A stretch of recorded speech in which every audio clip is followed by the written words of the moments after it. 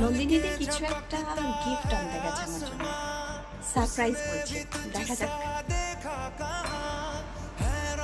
Cushion cushion cushion cushion. আচ্ছা, দেখো এমনি করো, এটাকে উল্টে দাও। হ্যাঁ,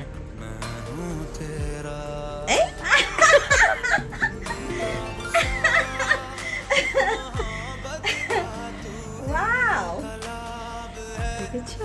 ওয়ান্ডারফুল।